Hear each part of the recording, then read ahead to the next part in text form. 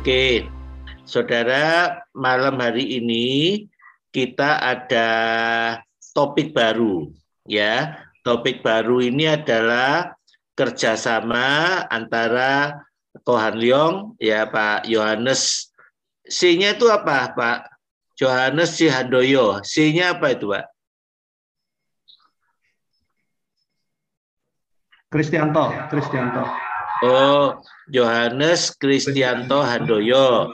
Ya, terus dengan Pak Joni T tetap, ya, dan kita simbiosis, ya. Jadi topik baru ini juga bermanfaat untuk, jadi tujuannya terutama mungkin supaya anak-anak kita kecerdasannya bertambah, mengenali bahwa ada 8 macam kecerdasan, multiple intelligence, ya, dan tidak hanya fokus pada IQ.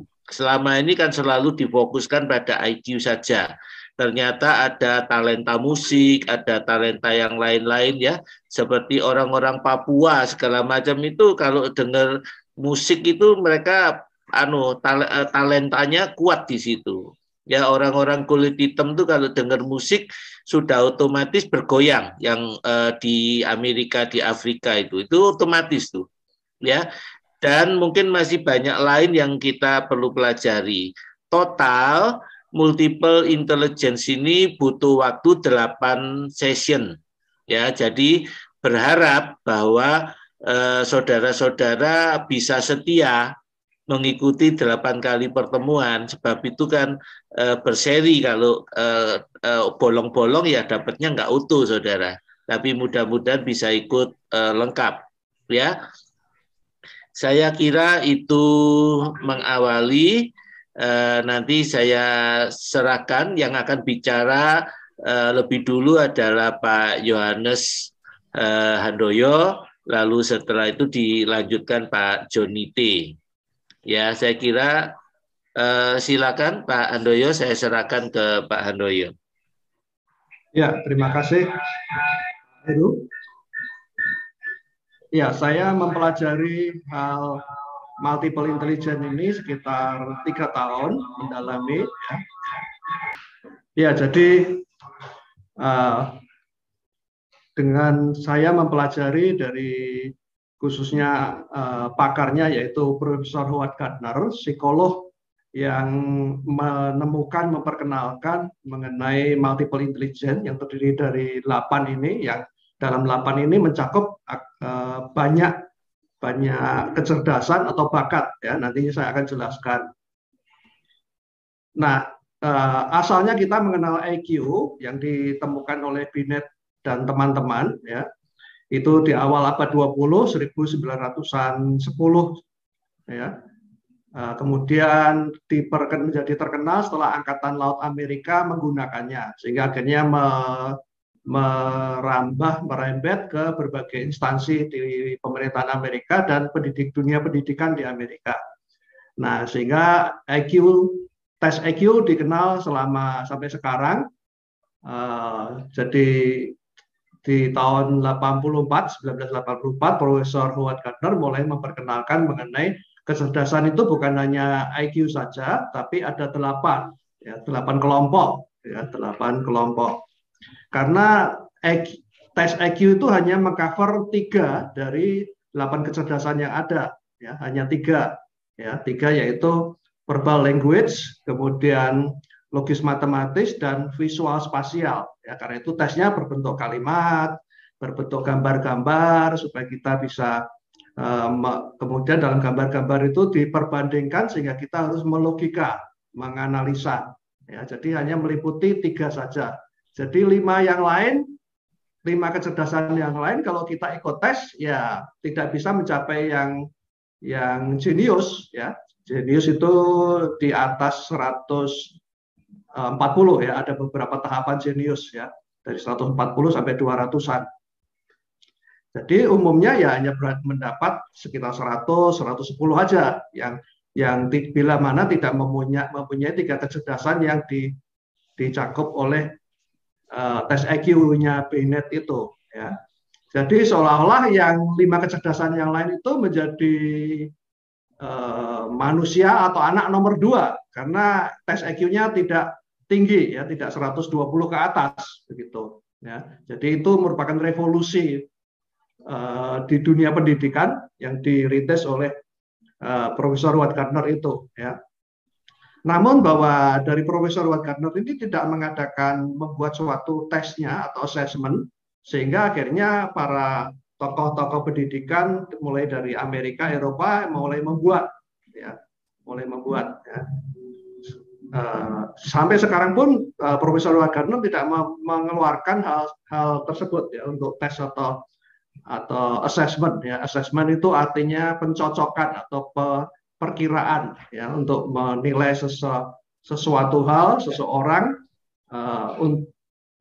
seberapa jauh, seberapa tepat sesuai begitu ya. Nah, jadi dari situ melalui tes kita akan mengetahui ya. Dan saya sudah mencoba membuat tesnya itu ya tentu mempelajari dan melihat dari contoh-contoh yang ada, kemudian saya kembangkan terus selama 3 tahun ini sehingga tes yang setahun yang lalu saya membuat assessment itu untuk 8 kecerdasan, kemudian terakhir sudah saya kembangkan, saya detailkan menjadi 24. Ya, artinya itu merupakan 24 sub bagian dari 8 ya. Jadi saya tetap mengikuti jalur Profesor Howard Gardner ya untuk 8 kecerdasan itu. Ya, nanti saya akan selama 8 sesi akan saya jelaskan masing-masing ya, dan juga dengan keterkaitan ya, dalam hal ini ada keterkaitan satu dengan otak ya, kompleksnya otak yang luar biasa, dan dari situ juga dari kompleksnya otak itu sehingga membutuhkan suplemen vitamin-vitamin yang nanti Pak Joni akan menjelaskan ya. Itu bagian tubuh yang membutuhkan asupan atau segala sesuatu yang paling besar kebutuhannya dibanding bagian-bagian lain di tubuh kita ya, baik itu hal darah, oksigen dan segala suplemen atau vitamin, zat-zat semuanya ya, yang sangat kompleks. Dan kita tahu kekurangan sedikit di dalam otak untuk hal zat-zat tertentu bisa menyebabkan masalah ya, sehingga sekarang munculnya anak berkebutuhan khusus ya, autis, ADHD dan sebagainya, semua karena itu permasalahan di otak ya, artinya ada bagian secara kimiawi yang kurang ya, yang kurang dari yang seharusnya ya. Nah, jadi pembahasan ini akan kompleks ya, karena satu meliputi otak tadi, dan kedua adalah otak ini merupakan bagian yang paling luar biasa yang Tuhan ciptakan di antara bagian tubuh kita yang lain ya, paling kompleks, paling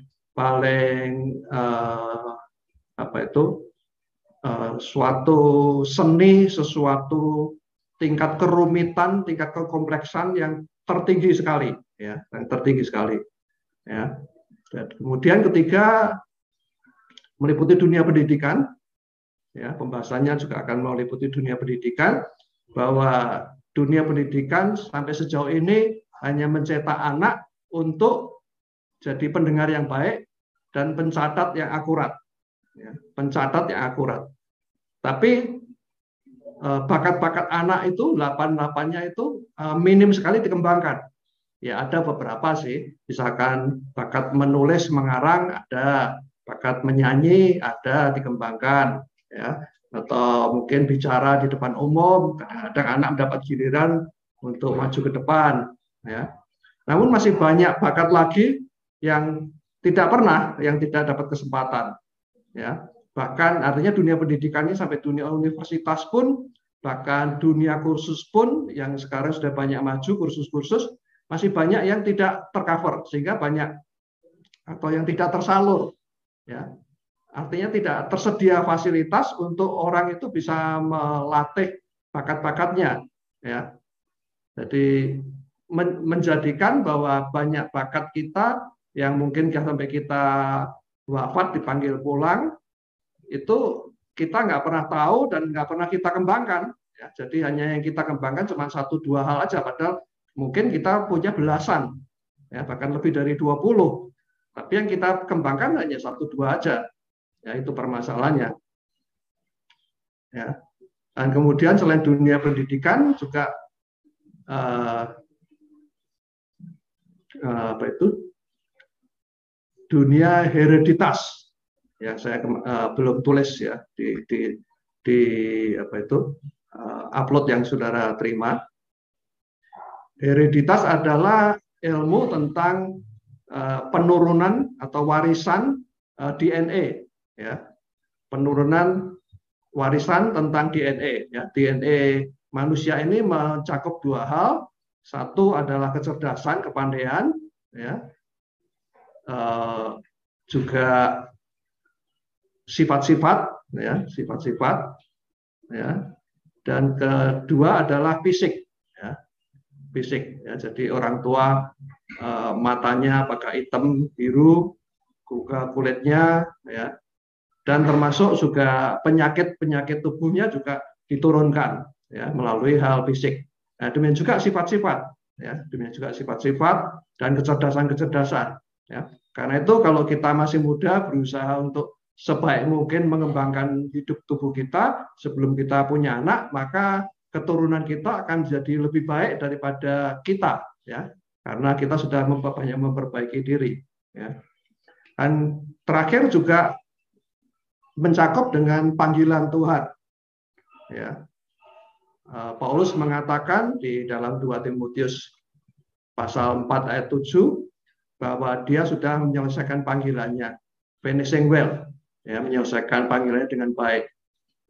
Ya, pertanyaannya apakah menyelesaikan panggilan Tuhan apakah hanya cukup dengan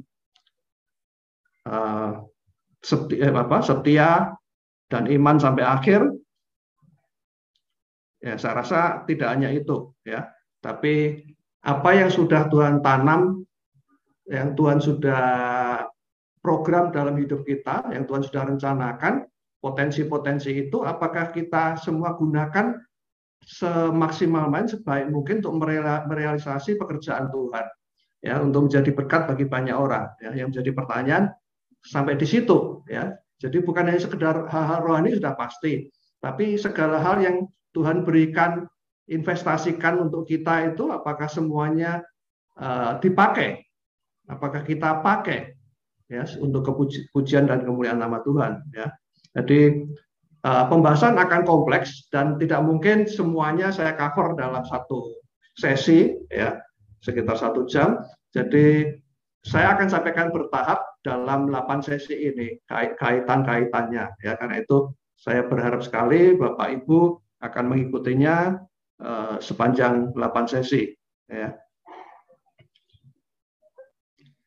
Oke, ini intro aja secara cepat. Jadi 8 kecerdasan itu dibagi, 1 adalah verbal linguistik yang kita akan bahas malam ini, verbal linguistik, yaitu word smart, ya, kecerdasan dalam menggunakan kata, ya. Kemudian kecerdasan logis matematis, yaitu logic and number smart, ya. Ketiga, visual spasial, itu picture smart. Keempat, kinestetik, yaitu body smart, ya, berkaitan dengan hal tubuh, tangan, kaki, wajah, ekspresi. Musik, yaitu kecerdasan musik and sound smart. Kemudian interpersonal, yaitu people smart. Ketujuh adalah intrapersonal, yaitu self smart. Ke-8 adalah natural, yaitu flora and fauna smart. Ya, flora and fauna smart. Jadi itu pembagian 8 menurut Profesor Howard Gardner, ya. Kemudian kita akan lihat video.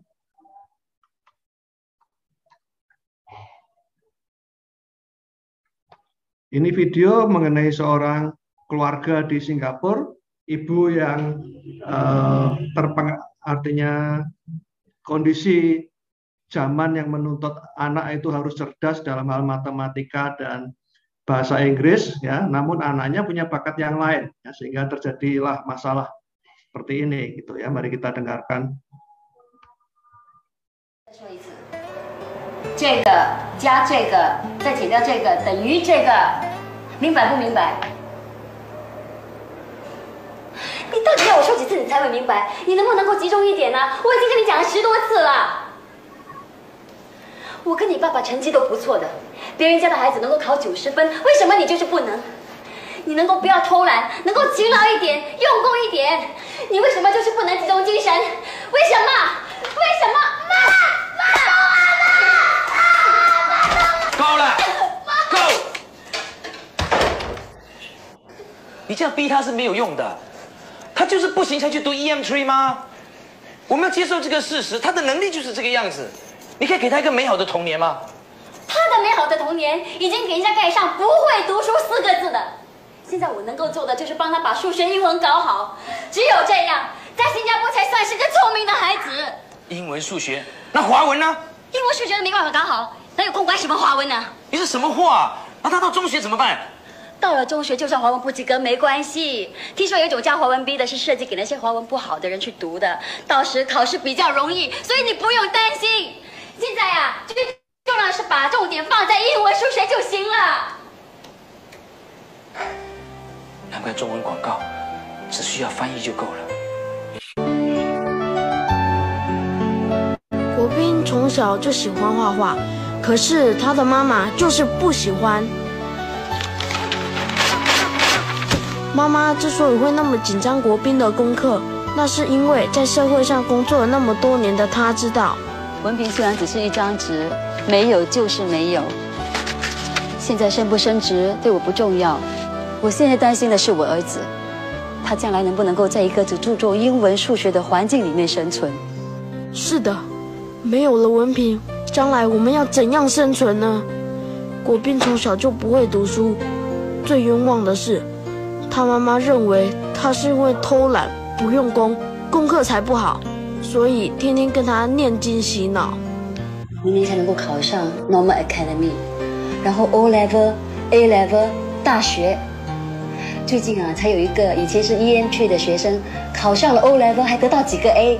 实际上，国斌的功课不好，妈妈的心里也是很内疚的。都是我不好，没有时间督促他，功课越来越差。其实呢，小孩子的功课差是要打的，就像我的小孩子一样，没有藤条就拿40分，有藤条就拿90分。适当的体罚呢，是我们做父母帮助孩子发挥潜力的一种方法。有些孩子就是这样的，藤条一出呢，他们才会真正的 try their best。国斌妈妈身边的3姑6婆，嘴巴痒的时候，国斌就得为国捐躯了。妈，别再打我！我只给他90分就是了，不要再打我。功课差给人家看不起，还越变越坏。你到底要妈怎么做？你不读书只会打架，不要再打我！我今天拿90分给你看，不要再打我。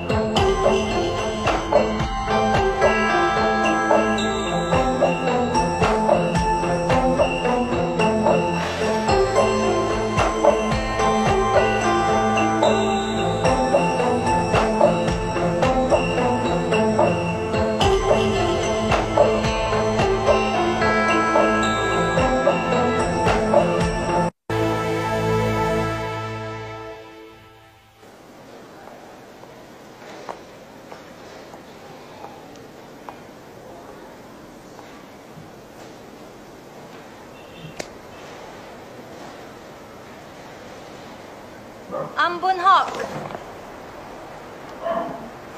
Terry Khoo, Liu Guoping, Liu Guobing,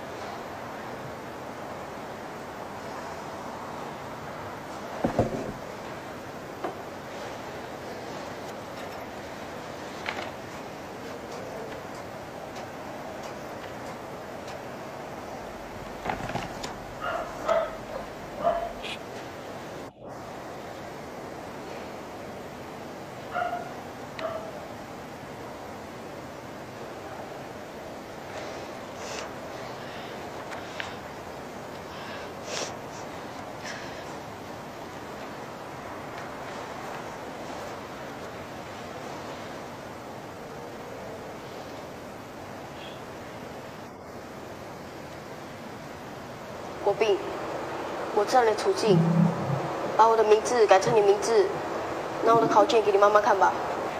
哎，拜托，这次让我将功赎罪吧。国斌，你还是拿我的去吧，我们的水准比较接近。不断地摸索自己，试图改变你写叹气。我知道你对我的期许是将来眼光的地狱，你金玉无主的词句都带着明日的讯息。我知道你对我的心意，而我只是有心无力。我还有什么可以给你？我不断地问自己，我不断地想，不断地在找寻。我知道你一直都辛苦，为我默默地付出，就算流泪也不承认你哭。我是身在福中不知福，所以我用尽我的全部来告诉你我没有认输。还有什么可以给你？我的爹娘，我的父母，还有什么可以？我对不起你，我已经尽了我最大的努力，但是还是拿不到90分。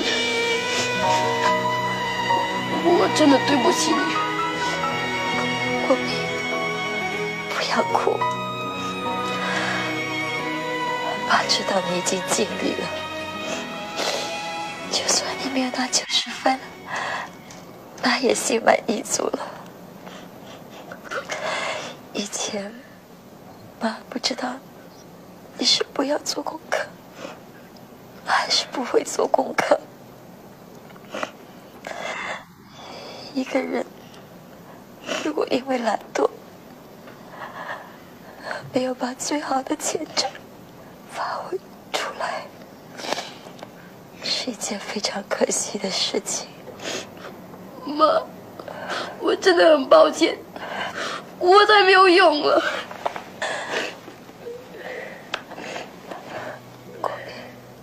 不断地摸索自己，试图改变你写叹气。我知道你对我的期许是将来眼光的地狱，你金玉无主的词句都带着明日的讯息。我知道你对我的心意，而我只是请进。你好，刘先生你好，我是国斌。刘太太你好，我是国斌的老师李老师，经常听国斌提起你。来，这个给你。谢谢，太客气。好点吗？还好，不好意思，没有办法招待你。是不是国斌又犯什么错了？不，国斌是个非常懂事、非常聪明的孩子。我今天来这里就是想告诉你，那就是前一阵子我替国斌报名一个由美国主办的国际少儿绘画比赛，国斌在少儿组获得第2名，这是非常难得的。谢谢你了。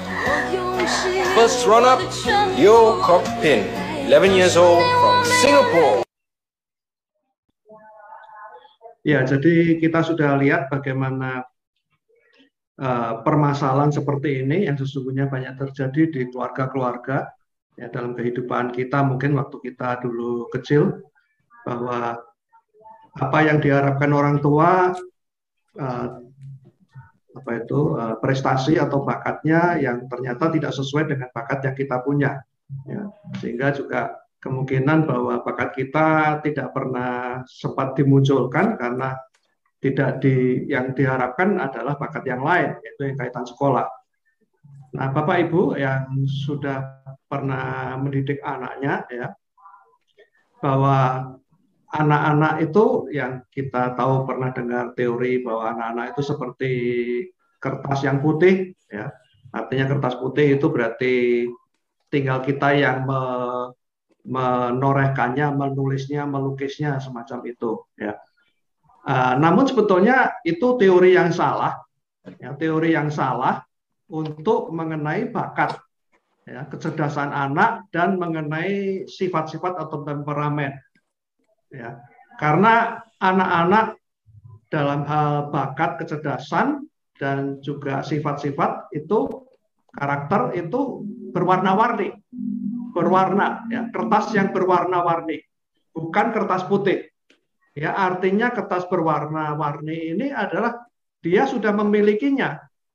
Ya, dia sudah memiliki bentuk-bentuk bakat-bakat kecerdasannya dan sifat-sifatnya. Jadi tidak putih polos. Yang putih polos itu untuk anak-anak adalah moral. Ya, moral anak-anak, begitu anak-anak balita itu putih polos. Ya, artinya orang tua, teladan orang tua, contoh, kemudian lingkungannya, paman bibinya, tetangganya yang tiap hari dilihat itu yang mereka contoh. Itu hanya kertas putih itu hanya untuk hal moral. Ya, namun bakat, kecerdasan dan sifat-sifat atau karakter dia anak adalah kertas berwarna, warna-warni. Ya, kenapa? Karena 95% bakat, kecerdasan dan sifat-sifat seseorang itu mendapat 95% itu didapat dari 6 orang. Ya, secara hereditas, ya, secara warisan DNA itu didapat dari 6 orang.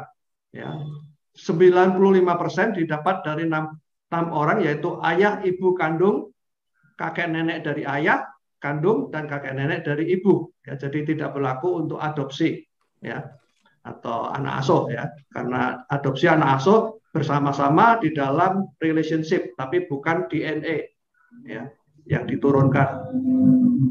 Jadi mereka sudah mempunyai bakatnya masing-masing, ya.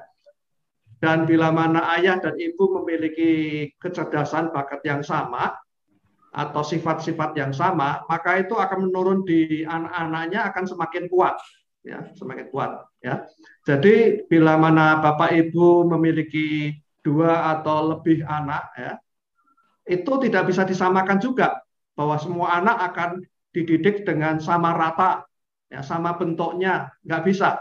Ya, baik dididik hal bakat kecerdasan maupun dalam mendidik sifat karakter tidak bisa sama karena masing-masing mempunyai perbedaan-perbedaan. Ya, meski dari 6 orang itu, tapi Tuhan mengatur, Tuhan mendesainnya, ya, memprogramnya itu diambil masing-masing berbeda. Ya, diambil masing-masing berbeda. Ya.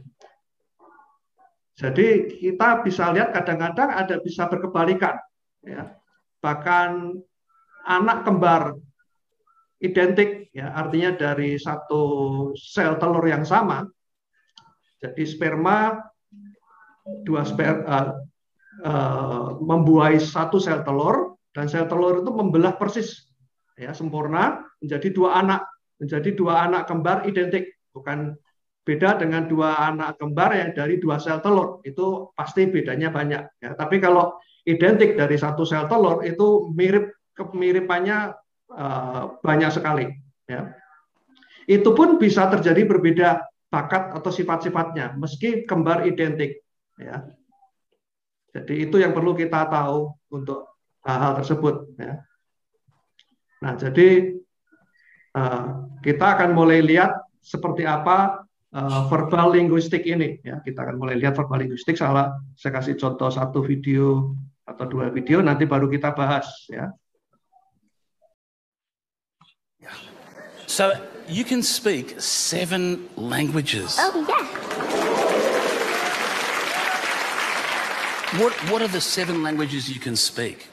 Russian, Yeah. English, Arabic, Italian, Spanish, German, Chinese. Oh, yeah, she's amazing. You can speak all those... and sign language. Can I teach you some Australian English? Yeah. Can you say, hey, yeah? Yeah.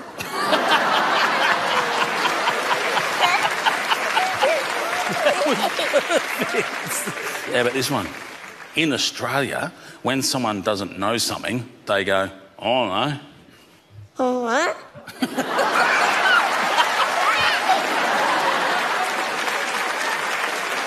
Now, I know you speak another language called Bella language. Bella language. What's Bella language? It's my special language. Can you teach me?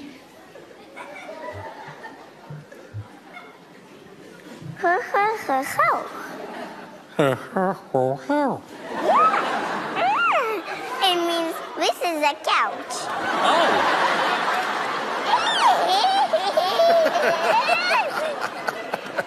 So you look like a princess. Like a princess. Yeah. Do I look like a prince?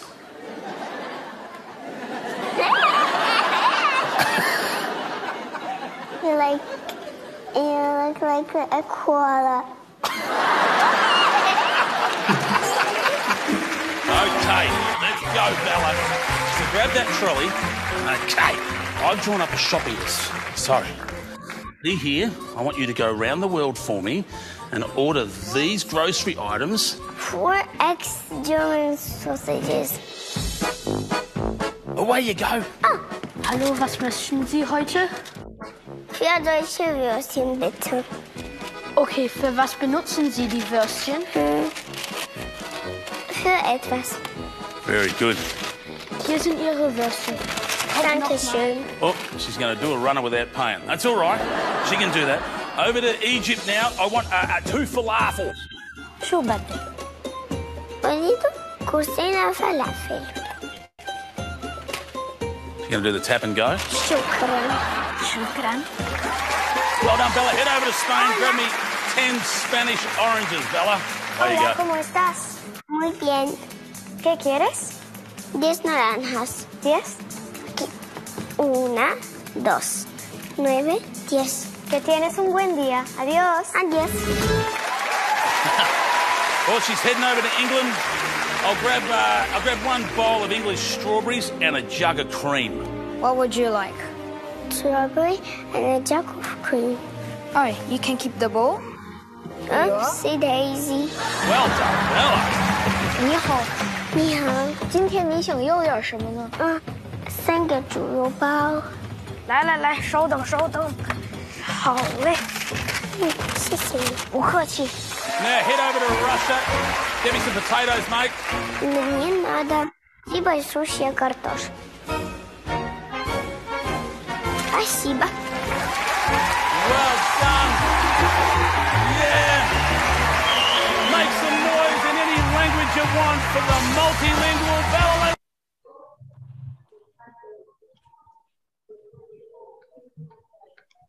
Oke. Saya sambung satu video lagi deh. Ayat 1. Bing, kalau mama nggak boleh marah-marah. Nggak boleh, kalau Biming boleh marah-marah. Loh, Soalnya kok mama gitu? Kepada mama itu nggak ngerti, makanya mama harus baca Alkitab saat malam gitu loh. Tapi kan yang nggak nurut Bing, yang marah-marah. Berarti Nah, Bing yang harus nurut kalau kasih tahu. Mama itu juga nurut. Itu loh, Alkitab itu penting. Untuk baca mama itu penting sekali. Nah, itu harganya 2.000. 5.000. Loh, apanya yang 5.000? Alkitab ini supaya mama itu gak bikinin marah-marah. Nah, itu cerita. Berarti kalau adik marah-marah, adik ya harus baca Alkitab. Ya, biar enggak baca marah-marah. Alkitab ini marah. Oke, sekarang cerita. Cerita apa? Janganlah mama marah-marah. Dia itu saat itu memang ngarang. Ngarang apa? Mama itu jangan marah-marah kok, ngarang ngomong gitu salah. Terus? Jam YouTube gitu nggak boleh. Ya nggak boleh lah kalau lihat YouTube terus. Gitu. Terus kalau sudah selesai mesti marah-marah. Nah berarti kan adik yang bad, yang marah-marah. Mami baca dulu. Oh gitu. Janganlah mama marah. Oh mama terus. Ping. Berarti itu Biming udah nurut Biming. Berarti mama belum nurut kak. Biming udah ngomong itu. Orang udah lihat YouTube gini sebentar satu menit terus sudah selesai. Gitu ta? Ya sekarang Biming baca. Janganlah. Oke, masih. Ya, jadi dua contoh tadi, Bella dan Bing yang selalu pandai menjawab, ya, selalu bisa mengcounter ibunya yang nggak mau kalah, ya. Jadi dalam hal ini kita lihat dari kepandaian verbal linguistik, ya, word smart, ya, yaitu kecerdasan menggunakan kata secara efektif. Kecerdasan kata atau bahasa ini meliputi kemampuan pengucapan kata, spelling yang bagus, ya, yang jelas, begitu. Kemudian bisa mengingat banyak kata, vocabulary, perbendaharaan katanya, bisa menulis dengan baik ejaannya, ya, seorang anak yang verbal linguistik bisa mengeja dengan baik, ya, dan kemudian tata bahasa atau grammarnya juga dengan bagus, ya, bahkan lebih baik daripada dengan anak-anak seusianya, ya. Jadi kalau kita bandingkan akan kelihatan sekali anak-anak yang punya bakat verbal linguistik akan lebih bagus dalam hal kata-kata dan kalimat, pengucapan segala sampai grammar dibanding anak-anak seusianya, ya. Dari situ terlihat, ya. Nah, anak-anak yang memiliki kecerdasan ini merupakan seseorang yang pandai mengolah kata-kata saat berbicara maupun menulis, ya. Mampu menggunakan banyak hal, semua kata-kata, vocabulary dan sebagainya, ya, perbendaharaannya, dan mampu mendengarkan dengan baik, ya, dan memberikan respon dalam komunikasi verbal dengan baik juga. Anak dengan kecerdasan ini juga biasanya mampu menirukan suara dan mempelajari bahasa asing atau bahasa-bahasa lain dan mampu membaca karya orang lain, ya, juga artinya tulisan orang lain segala itu mampu dengan baik, ya. Kemudian mampu menulis dan berbicara dengan efektif, ya, dengan tepat sekali, ya.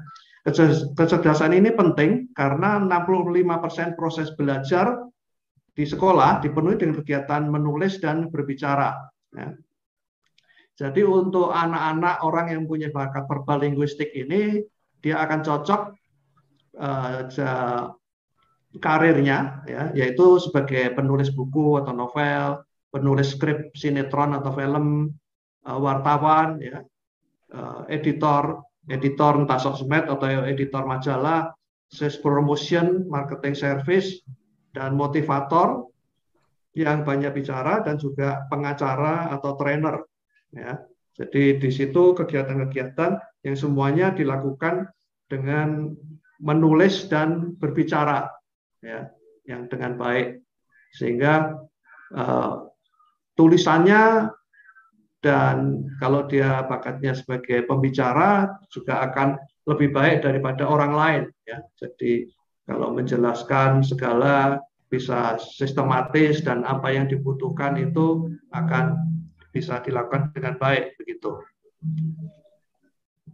Oke, saya contohkan 1-2 video lagi, setelah itu saya serahkan ke Pak Joni. Saya ini juga punya gelar Bapak Televisi Swasta. Tapi Pak, rakyat saya ini sekarang semakin bingung kalau melihat pemberitaan di televisi. Karena beda televisi, beda versi pemberitaannya, Pak. Membingungkan loh. Ya. Berarti penak zamanku tuh.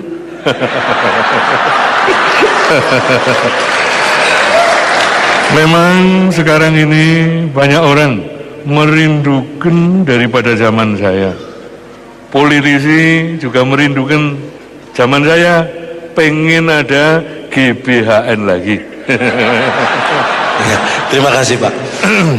Televisi berita berkembang menandai tiap pergantian kekuasaan. Peran televisi tidak bisa dilepaskan dari era reformasi. Nah, kita akan mewawancarai dan minta tanggapan tokoh berikut ini. Ya, Bapak lagi. Ya, bicara soal televisi, saudara, berarti kita bicara teknologi. High-tech. Dus itu berarti kita harus menguasai teknologi informasi. Ya? Ya, Pak. Maka bangsa kita harus menjunjung pers independen dan pers yang bebas. Ya. Tapi sekarang justru saya yang bingung, Pak. Bapak ini sebenarnya siapa tuh? Kok gonta-ganti terus kayak channel TV? Yang bikin bingung itu ya televisi.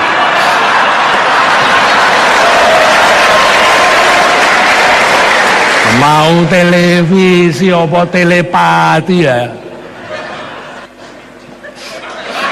Yang penting itu televisi menyuarakan kejujuran dan kebenaran. Itu aja repot. Untuk menutup, Pak, bagaimana tanggapan Bapak tentang pemberitaan televisi ini, khususnya tentang reshuffle kabinet? Nah, ini yang harus saya tegaskan, ya, tegas. Reshuffle kabinet itu hak prerogatif presiden, hak prerogatif presiden. Media, pers jangan ngiti-ngiti. Ya, yang penting kerja. Terima kasih, Pak.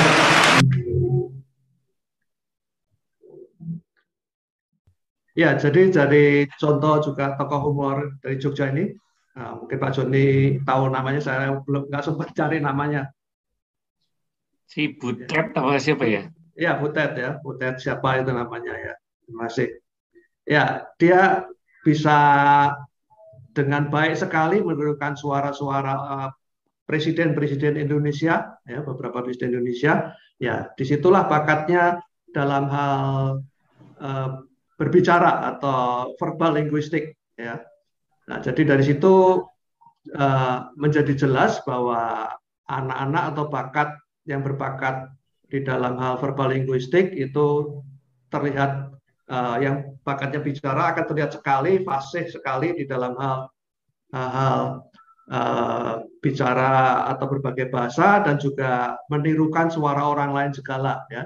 Nah, demikian juga yang bakat menulis, kita akan bisa melihat bahwa dalam sehari-hari dia tertarik meluangkan waktu untuk segala sesuatu yang dia alami dia tulis, ya, atau kita kenal menulis diari, ya.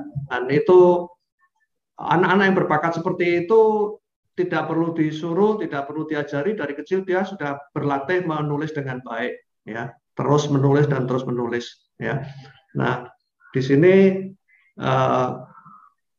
kalau menulis di sekolah kita dari SD, SMP sampai SMA ada pelajaran mengarang, ya. Tapi kalau berbicara relatif jarang, kalau hanya maju di kelas, tapi kan tidak diajari bagaimana struktur bicara atau teknik komunikasi yang baik, sistematikanya, caranya, step by step-nya, sehingga membuat orang jelas dan mengerti kaitan dengan fokusnya segala, mana subjek, mana hal yang utama, mana pendukung. Nah, di situ bakat seperti itu fasilitas untuk belajar, ya, relatif sedikit, ya. Baru beberapa tahun ini muncul berupa kursus, ya, berupa kursus untuk bicara di depan umum, ya. Nah, di situ diajarin teknik-teknik komunikasi yang efektif, ya.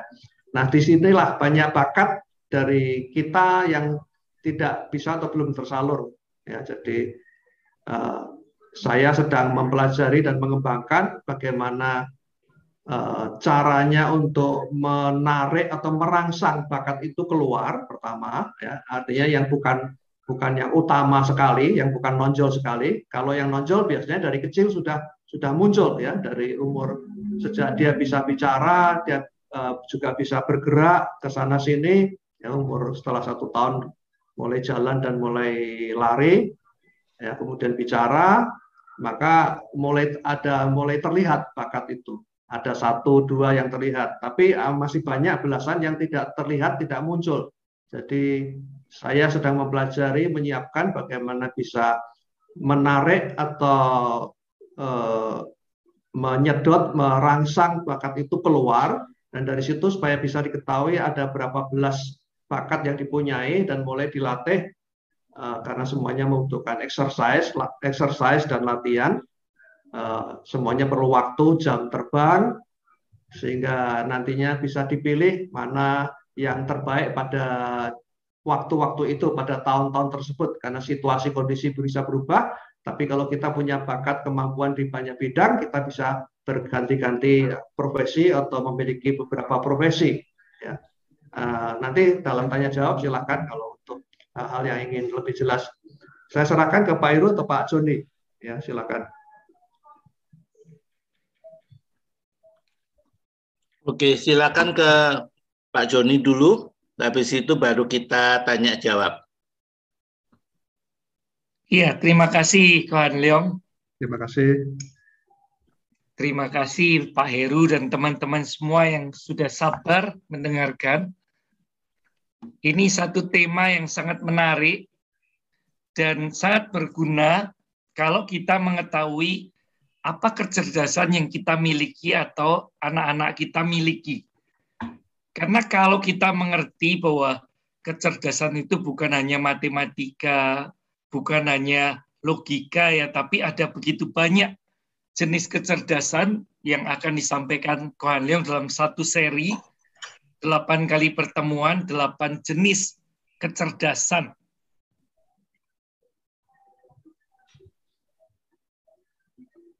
Nah, dengan mengetahui itu kita bisa memilih profesi yang bisa kita bisa memilih profesi yang sesuai dengan kemampuan dasar, kecerdasan dasar, dan bisa membuat kita berkembang secara maksimal.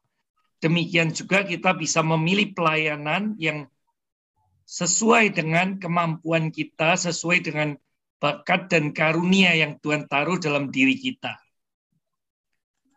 Pak Heru, saya belum bisa share screen. Belum bisa share screen? Bisa, belum. Bisa Pak Joni. Udah. Coba Sudah kuhus. Oh iya. Sudah. Nah, sudah. Ya.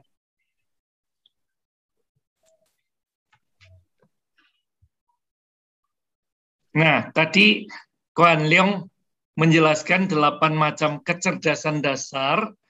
Itu ada 8 macam ya. Multiple intelligences atau kecerdasan majemuk. Yang seringkali ditonjolkan itu adalah logika matematika. Seperti anak di Singapura tadi, mamanya sangat marah karena mama dan papanya cerdas secara matematis dan logika. Kenapa anaknya diajari nggak bisa-bisa? Menurut orang tua begitu simpel, kenapa anak itu nggak bisa-bisa? Dan itu menimbulkan konflik yang berkepanjangan. Dan saya rasa kisah itu juga banyak dialami oleh keluarga-keluarga kita juga. Kalau seorang anak di sekolah nggak begitu cerdas dalam hal matematika atau logika, maka kemudian orang tuanya merasa malu, anak itu tertekan, depresi seperti kisah tadi.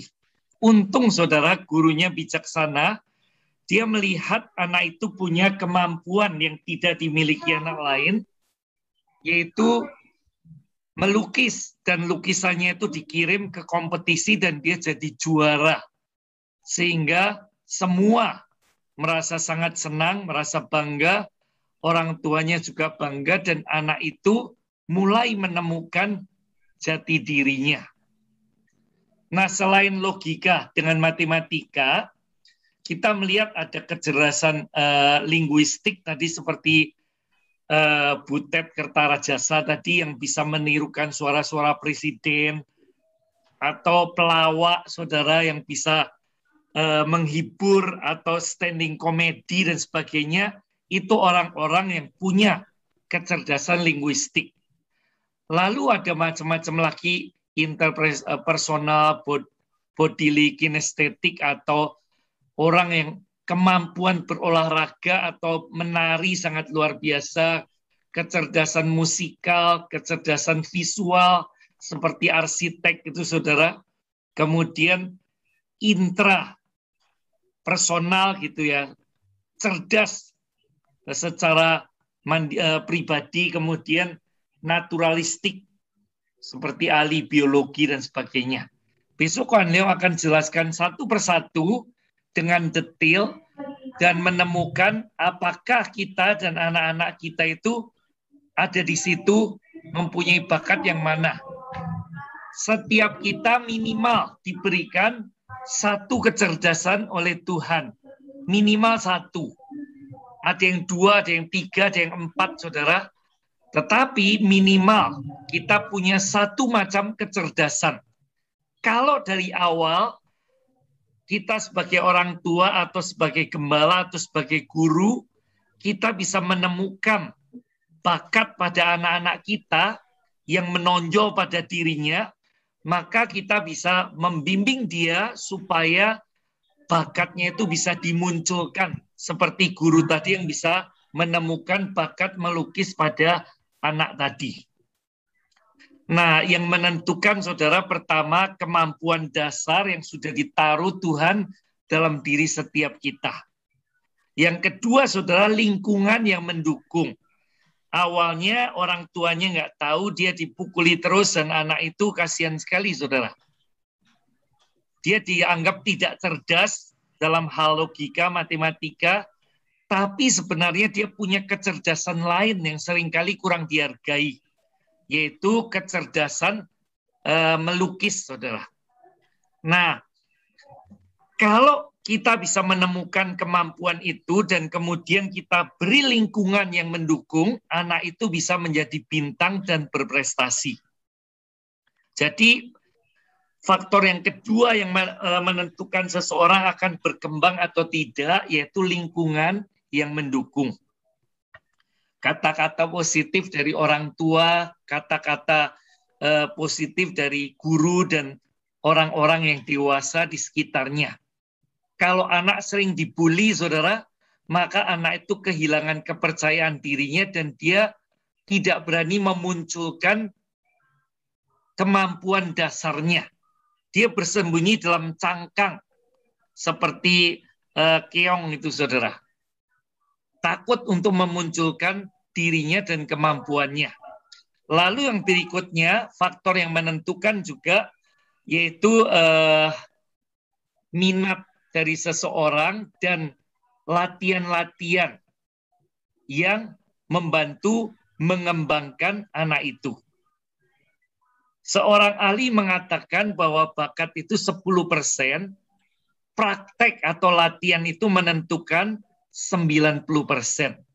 Sekalipun seseorang mungkin dia nggak cerdas secara musikal, nggak cerdas secara olahraga, tapi kalau dia tekun berlatih, dia punya minat yang kuat dalam hal itu, anak itu bisa juga berprestasi. Tetapi akan lebih baik kalau dari bakat atau kecerdasan dasar itu, dia sudah tahu dan kemudian diberi lingkungan yang baik, kata-kata dukungan, dan kemudian juga dia punya minat terhadap apa yang dia tahu kuat di situ dan kemudian melatih. Nah, ini kecerdasan dasar itu sama, saudara. Logika, matematik, verbal, kinestetik atau olahraga, olah tubuh, lalu visual, kecerdasan intrapersonal, kemudian kecerdasan interpersonal, jadi kemampuan seseorang bergaul. Nggak setiap orang cerdas secara pergaulan, saudara, tapi ada orang-orang yang begitu luar biasa, begitu menonjol, dia bisa menjalin hubungan dengan sangat cepat.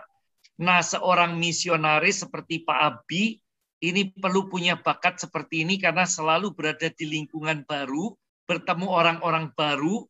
Kalau punya kecerdasan menjalin hubungan, maka pelayanan bisa cepat berkembang dengan baik. Lalu ada orang yang punya kecerdasan musik, kecerdasan naturalis atau alam. Nah, semua kecerdasan itu berkaitan dengan kemampuan otak dan intelektual. Jadi 8 macam kecerdasan itu semuanya berkaitan dengan kemampuan otak kita.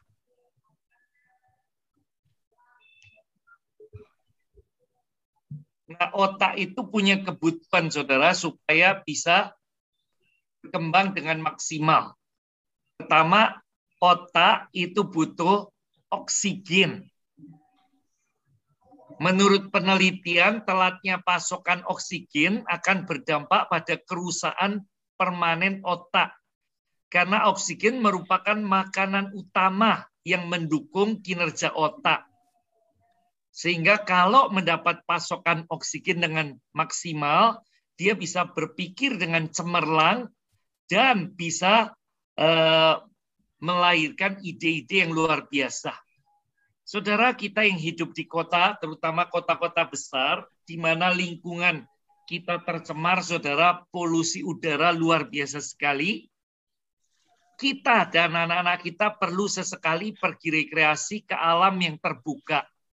Kita pergi ke pegunungan, ke hutan yang ada lorong oksigen, banyak pohon-pohon, sehingga kita bisa menghirup udara yang segar. Nah, di Surabaya, sebelum ini kita punya wali kota yang luar biasa, Bu Risma. Beliau menyadari bahwa Surabaya adalah kota besar yang udaranya begitu tercemar, kurang sehat untuk kesehatan otak kita yang membutuhkan oksigen. Makanya kemudian ditanam pohon-pohon sakura ala Indonesia, saudara. Ya, di sepanjang jalan-jalan utama dikasih pohon-pohonan. Ketika saya beberapa kali bermain ke Surabaya, saya melihat Surabaya sudah menjadi hijau, sudah menjadi lebih sejuk, udara lebih bagus daripada sebelumnya. Kotoran di jalan-jalan sudah bersih, saudara. Nah, kita perlu punya lingkungan yang bersih yang membuat kita mendapat pasokan oksigen yang cukup. Sesekali pergi ke pantai, sesekali pergi ke tempat yang terbuka, ke tempat hutan-hutan, taman bunga, saudara. Ada banyak pohon-pohonan yang menghasilkan oksigen. Kalau perlu kita makan di bawah pohon, saudara, bersama keluarga, itu sangat bagus. Bukan hanya untuk refreshing, tapi juga memberi pasokan oksigen untuk otak kita. Itu kebutuhan yang utama, saudara. Supaya kita bisa menjaga atau meningkatkan kecerdasan, berikan kebutuhan utama otak, yaitu oksigen. Yang kedua, otak itu juga butuh air selain oksigen. 80% otak itu terdiri dari air, saudara. Kalau tubuh itu 2/3 terdiri dari air. Tubuh kita ini, saudara, sekalipun ada tulang, kulit, dan sebagainya, tapi 2/3 atau 67% itu terdiri dari cairan. Kalau kita kurang air, kulitnya kisut-kisut, dan kerja organ-organ tubuh kita terganggu. Dan yang paling terganggu adalah otak. Karena otak itu 80% itu terdiri dari air, saudara. Sebab itu setiap hari sediakan air yang cukup. Minimal 1,5 liter sampai 2 liter. Ini Ketua Indonesia Hydration Working Group, Diana Sunardi, mengatakan hampir 80% otak manusia tersusun dari air. Jika kebutuhan air tidak tercukupi, terutama ibu-ibu ya, seringkali malas minum, apalagi dalam perjalanan. Nah, ini berbahaya, saudara. Ibu-ibu takut nanti kencing-kencing repot gitu ya. Jadi untuk menghindari kencing, jadi minumnya dikurangi. Nah, ini berbahaya karena kalau sampai kekurangan cairan, kekurangan air, ini mempengaruhi kerja otak sehingga memori kita, proses berpikir dan macam-macam akan menurun. Minimnya kecukupan air berisiko menurunkan fokus, menurunkan konsentrasi dan memori otak. Kekurangan yang terjadi terus-menerus bisa mengakibatkan gangguan fungsi otak. Jadi jangan lupa kalau anak-anak pergi ke sekolah, berikan selain saku uang, juga saku minuman, saudara, botol minuman. Supaya anak-anak itu selama belajar di sekolah mendapatkan pasokan air yang cukup. Kalau anak kurang dapat air, itu gampang ngantuan, gampang kehilangan konsentrasi, dan memorinya menurun, saudara. Nggak bisa berpikir dengan jernih. Kita juga gitu, kalau kita kurang minum, itu dampaknya kita tidak bisa konsentrasi, mudah ngantuan, saudara. Jadi kita melihat yang pertama kebutuhan oksigen, kedua kebutuhan air. Yang ketiga, otak itu selalu membutuhkan energi. Buku makanan untuk otak, panduan penting untuk meningkatkan kemampuan otak Anda oleh Loren Peretta. Otak selalu butuh energi. Meski beratnya hanya sekitar 1,5 kilo, otak dapat menghabiskan 25% total energi tubuh kita. Jadi otak cuma kecil sekali, saudara, 1,5 kilo. Mungkin cuma sekian persen dari seluruh komposisi tubuh kita. Tetapi otak itu menyedot 25% BBM. Jadi bahan makan, nutrisi yang menjadi sumber energi itu 25%-nya dipakai oleh otak. Agar dapat berfungsi dengan baik, organ vital di kepala ini memerlukan pasokan 2 jenis bahan energi, yaitu oksigen dan nutrisi, terutama glukose secara konstan. Tidak boleh telat, saudara. Kalau saudara telat makan, kelaparan, bisa berpikir enggak, saudara?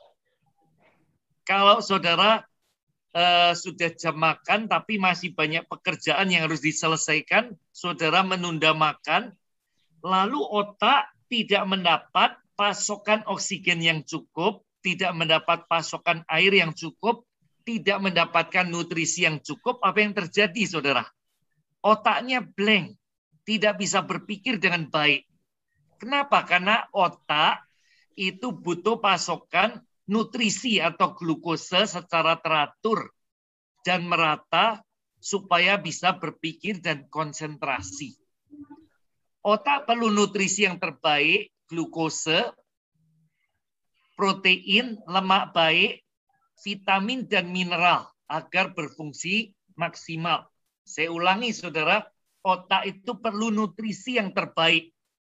Selain oksigen dan air, otak juga butuh gizi supaya bisa berpikir dengan baik, memorinya baik, sampai kita tua, memori kita masih tetap stabil, tetap baik, dan tidak mengalami Alzheimer atau pikun.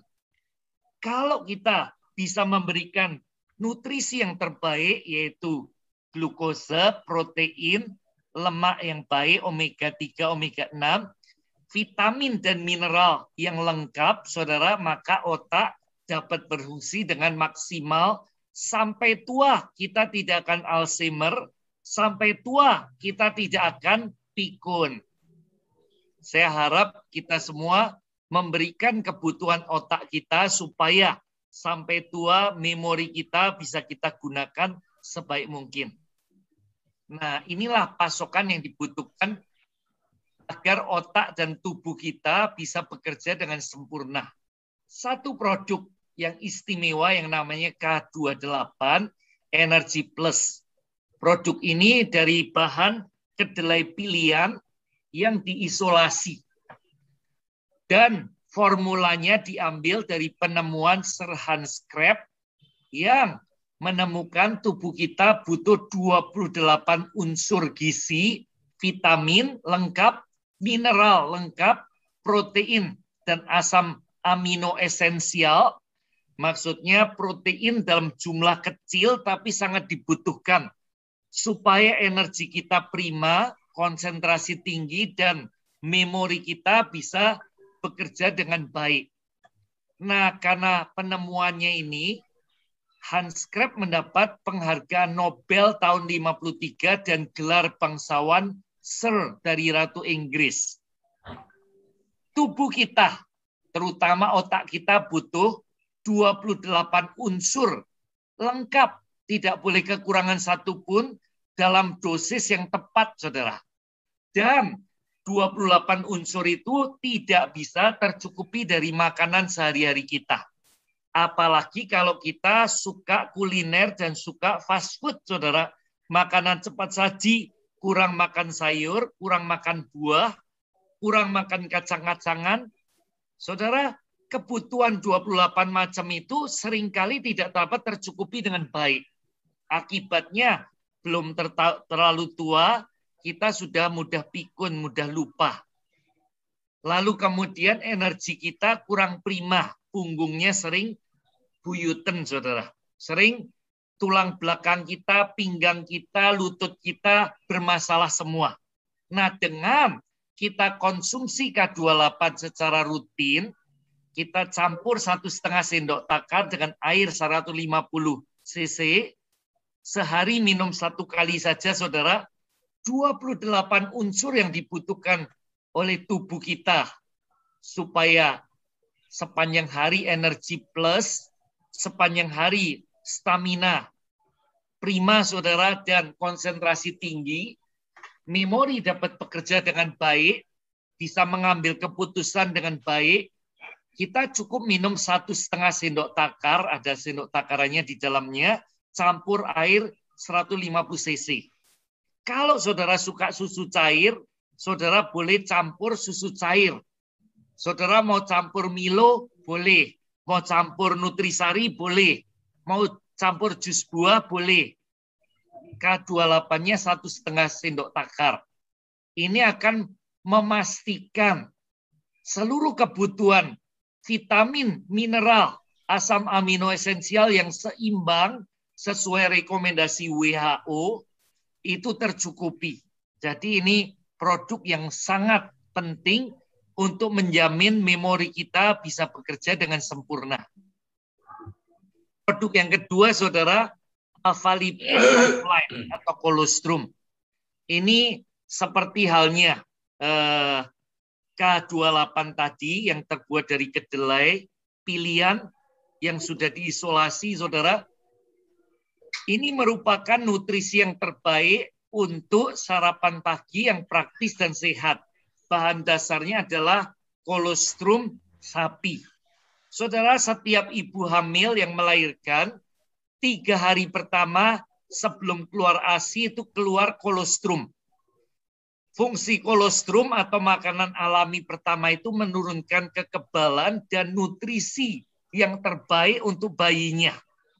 Kalau ibu-ibu tidak memberikan kolostrum 3 hari pertama setelah melahirkan, bayi itu daya tahan tubuhnya kurang bagus, sehingga mudah sakit-sakitan. Jadi saudara, kalau kita punya anak atau punya cucu, anjurkan ibunya untuk memberikan susu yang namanya kolostrum itu 3 hari pertama sampai 5 hari pertama, yang warnanya agak kekuningan dan agak kental. Itu adalah makanan alami pertama yang Tuhan sediakan, nutrisi yang terbaik untuk mewariskan kekebalan ibu kepada bayinya. Nah, kebetulan saudara, semua mamalia itu juga menghasilkan kolostrum. Bukan hanya ibu, tapi semua ibu mamalia juga menghasilkan kolostrum. Entah itu anjing, kucing, rusa, kambing, sapi, dan onta dan sebagainya, semua menghasilkan kolostrum 3 hari sampai 5 hari pertama. Itulah gizi yang tertinggi, saudara. Baru setelah itu muncul air susu. Air susu manfaatnya luar biasa, tapi kalau dibandingkan kolostrum, ini adalah raja susu, saudara. Ini adalah kepala susu yang manfaatnya sangat istimewa dan luar biasa. Rajanya susu. Jadi kalau kita mengabaikan, tidak memberikan kolostrum pada bayi-bayi, kita mengabaikan kebutuhan utama bayi-bayi itu, padahal Tuhan sudah memberikan semua itu untuk kebutuhan bayi kita. Nah, bedanya kolostrum sapi dengan manusia, kandungan imunoglobulin atau zat untuk meningkatkan imun, itu 70 kali lipat lebih tinggi, saudara. Kenapa? Sapi itu tidak sebersih ibu-ibu. Ibu-ibu mandi 2 kali, kotor sedikit sudah cuci, saudara. Sapi jarang mandi. Lalu sapi sering terpapar berbagai macam penyakit. Sebab itu ketika terpapar penyakit itu dia membentuk kekebalan. Dan ketika dia melahirkan bayi, kekebalan itu keluar lewat kolostrum 3 hari 5 hari pertama. Apa manfaat kolostrum? Menjaga tubuh tetap fit dan prima sepanjang hari. Meningkatkan imun supaya tidak gampang dimasukin virus, bakteri, dan benda asing lain.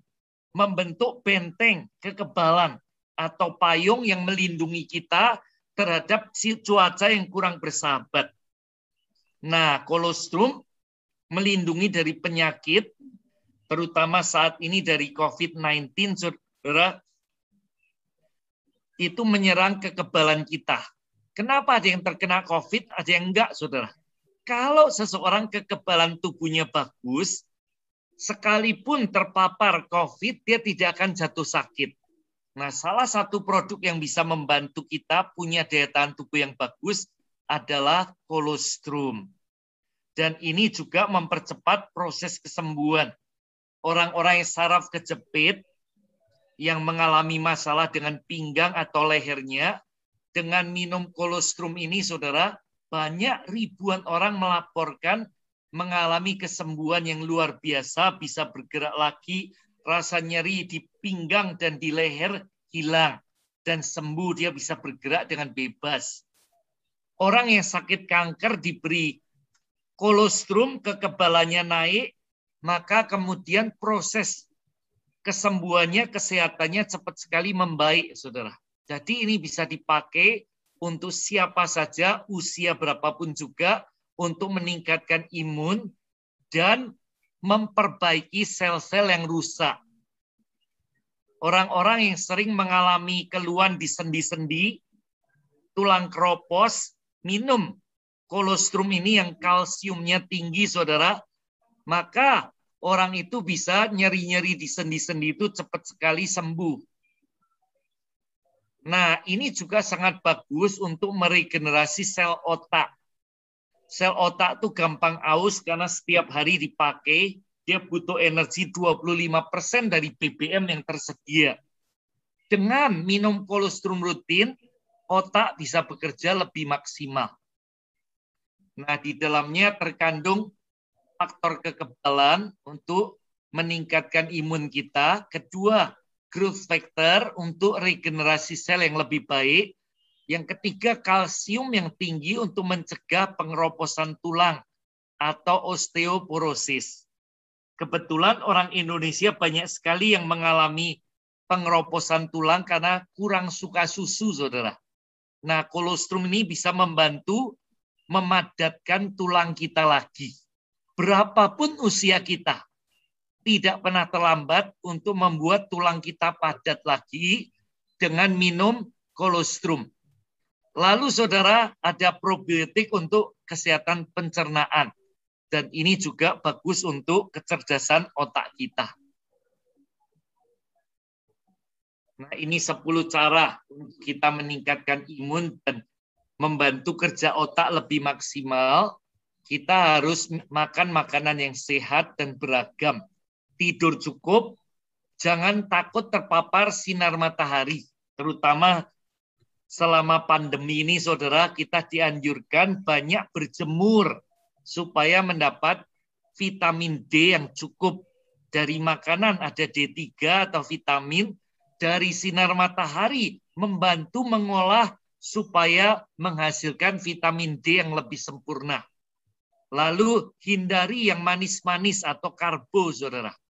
Lalu gerakan badan kita yang keenam, tambahkan superfood dalam diet kita. Superfood itu makanan super, K28 tadi, dan juga kolostrum atau yang bentuk susu Lifeline. Kita perlu menambahkan makanan super ini supaya sampai tua tetap sehat dan tidak terkena penyakit pikun. Lalu yang ketujuh, tambahkan suplemen probiotik. Nah, probiotik itu ada dalam kolostrum juga. Kalau kita minum probiotik, pencernaan kita jadi sehat. Nah, ini akan membuat tubuh kita secara keseluruhan sehat.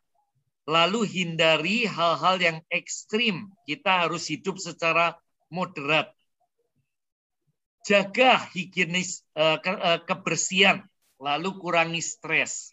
Ini 10 resep supaya kita imunnya tinggi dan sehat, serta memori bisa bekerja dengan sempurna.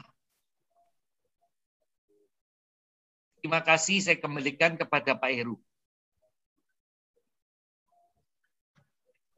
Oke, kita buka ruang tanya jawab ya. Silakan kalau ada yang mau bertanya, silakan. Siapa yang mau memulai? Boleh saya. Silakan. Baik, boleh tahu makasih. Siapa namanya, Pak? Oke, saya tadi di chat sudah memperkenalkan diri. Saya Yudi dari Cikarang. Maaf, saya nggak bisa video ya Pak ya sebentar. Oke, tapi makasih atas tadi Pak Yohanes dan Pak Heru atas paparannya juga. Yang Pak siapa tadi? Yang kedua Pak Joni ya. Joni. Nah, secara umum luar biasa Pak dari 8 tadi. Tapi mungkin saya pengen bertanya, pernah saya baca satu referensi, mungkin ada satu lagi yang namanya eksistensial. Nah, itu mungkin terkait referensinya atau bagaimana Pak? Itu satu. Terkait kecerdasan eksistensial, misalnya terkait sang pencipta gitu ya, terkait kita spiritual seperti itu. Itu satu. Kemudian mungkin nanti saya dan kami ya intinya sangat ingin juga bisa terkait tes tadi ya Pak ya, misalnya Pak Yohanes tadi menyebutkan itu bagus untuk misalnya semacam kuis atau semacam EVA Pak, tesnya itu loh Pak, tesnya untuk assessment-nya itu loh Pak, itu luar biasa Pak kalau bisa diterapkan. Terima kasih begitu Pak, makasih sekali lagi. Iya, saya kira mungkin masalah tes itu minggu depan sudah bisa diumumkan atau disiapkan ya Kohan Yong ya, dengan syarat-syaratnya apa. Sebab itu sangat menolong sekali supaya orang tuh tahu jurusannya kemana. Ya, terutama buat anak SMA, ya betapa banyaknya, sangat banyak yang salah masuk jurusan waktu universitas. Gitu. Akhirnya apa? Sekolah bayar mahal sia-sia nggak kepake karena tidak sesuai bakatnya atau passionnya. Ya. Apa Tuan Jong silakan. Yang pertanyaan satunya Pak, eksistensial. Ya. Kohan Leong mau jawab? Ya, saya jawab dulu. Ya. Oke. Ya.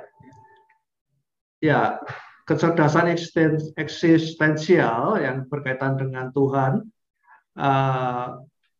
itu oleh Profesor Howard Gardner tidak ditambahkan baru menjadi 9, tetapi itu dibawa intrapersonal ya, atau self-smart ya.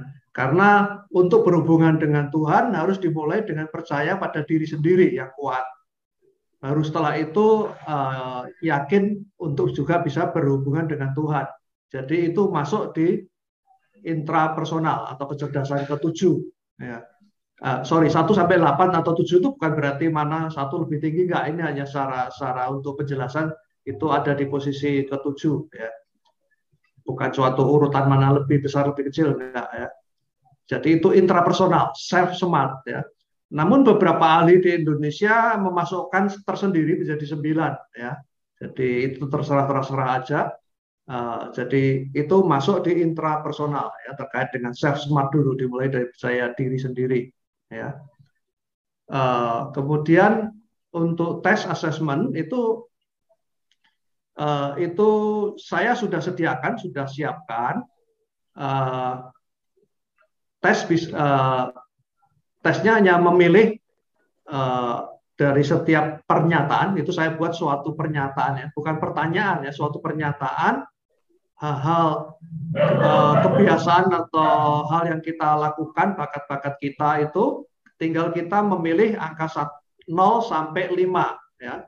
0 berarti tidak ada sama sekali, 1 lemah sekali, 2 lemah, 3 sedang ya, 4 kuat, 5 sangat kuat begitu. Artinya keberadaannya dalam diri kita. Nah, kita hanya memilih itu, artinya mencocokkan ya. Nanti dari situ saya akan analisa ya.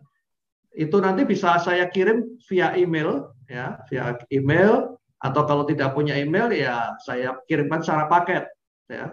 Itu kemudian diisi, nanti dikembalikan saya analisa ya.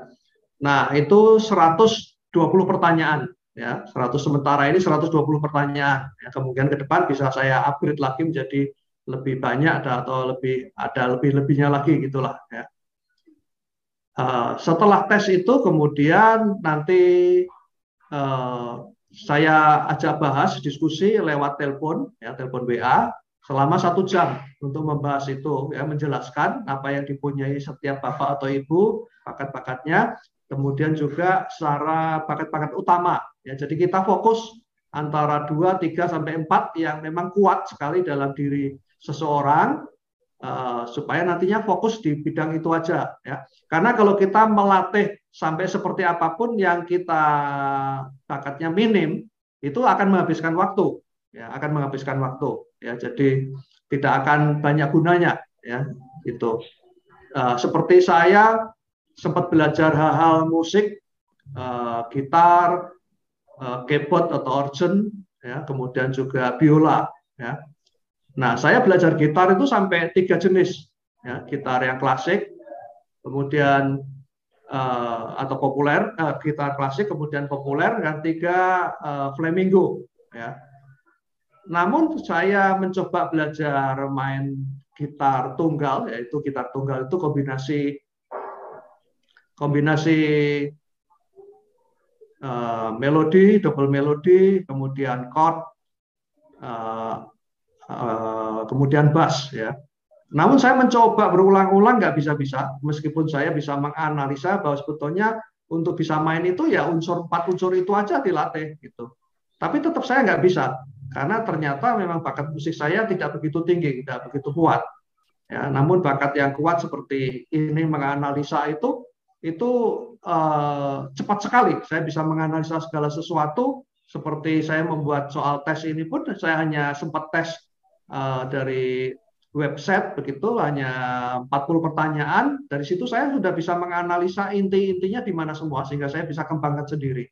Ya, Ya, jadi itu memang itu bakat yang kuat, sehingga dari situ saya akan kembangkan terus.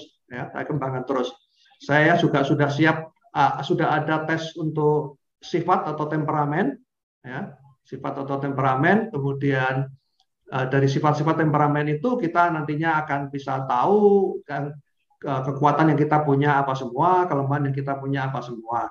Ya, kaitan kelemahan itu tentu penting dalam kerjaan, karir untuk kita atasi. Ya, jangan sampai kelemahan kita jadi masalah di pekerjaan. Demikian juga di dalam keluarga pernikahan. Ya, antar kelemahan suami dan istri kalau sering gesekan terus, maka akan jadi masalah-masalah yang semakin besar. Ya, jadi kita mesti mengetahui dan berusaha mengendalikan kelemahan kita, ya, seperti itu. Nah, balik ke yang tes MI ini atau kecerdasan kaitan otak, juga nantinya tahun depan saya akan siapkan juga mengenai tes kecerdasan yang kita punya di otak kanan apa dan di otak kiri itu apa. Jadi supaya kita tahu apa aja yang kita punya di otak kanan dan di otak kiri. Ya, maka dari situ kita bisa kombinasikan, ya, kombinasikan untuk saling melengkapi, saling menguatkan. Ya. Nah, sementara balik lagi tes yang kecerdasan ini, 8 kecerdasan ini, saya mengambil honor, ya, biaya. Nah, ini masih masa promo, jadi saya berikan harga yang terjangkau atau sangat terjangkau, yaitu 350.000 ya per satu orang, 350.000. Namun bila dalam keluarga ada beberapa sekaligus, itu nanti kita bisa bicarakan, ya. Jadi bisa hubungin ke HP saya. Sorry, boleh saya share screen, Pak? Ya, ini nomor HP saya. Ya, silakan nanti kalau mau catat hubungi Japri ke saya. Jadi dengan tes itu akan tahu detail, ya, selain berupa 8 itu, kita juga akan tahu secara 2/24 sub kecerdasan itu yang kuat apa semua, ya. Bisa terjadi bahwa ada satu kecerdasan dari 24 itu yang tidak masuk di utama, bisa terjadi, ya. Jadi salah satu sub itu bisa begitu kuat juga, ya. Jadi itu perlu kita tahu dan kembangkan juga, begitu, ya. Oke, itu nomor HP saya 0812 232 5335. Ya. Oke, kalau masih ada pertanyaan silakan. Makasih Pak Yohanes, terima kasih. Sama-sama, terima kasih.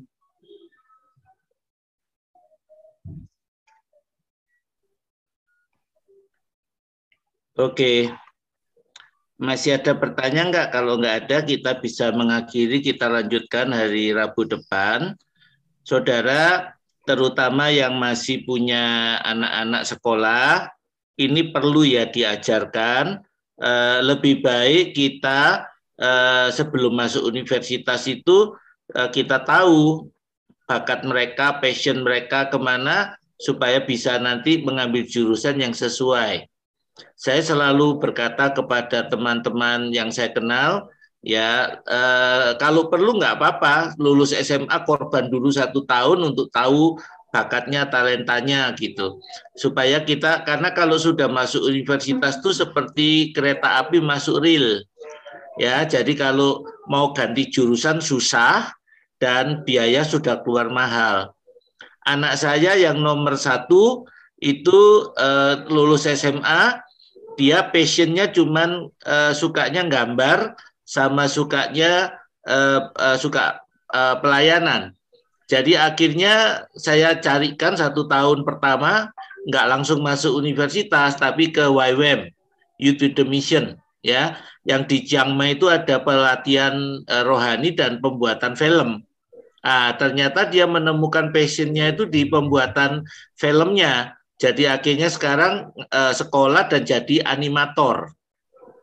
Dan dia selalu berkata kepada saya, buat apa saya dulu belajar matematika? Selalu gitu. saya bilangnya gini, supaya kalau kamu menikah besok bisa ngitung uang gitu. Karena dia tidak merasa kepentingannya. Buat apa aku dulu belajar sin kos tangan itu, tidak kepake katanya. Ya, tapi beda dengan anak kedua dan anak ketiga ya, matematikanya bagus gitu. Jadi ya kalau perlu diteskan dulu. Anak nomor 2 itu juga diteskan, ya, karena dulu kalau sekolah SD itu apalagi sekolah bahasa itu lemah sekali, ya, kalau ulangan tuh 000 gitu. Akhirnya bawa ke psikiater, diperiksa, dites, dimotivasi. Setelah besar ketahuan bakatnya itu di stereo bangun. Jadi imajinasi, ya, stereo bangun.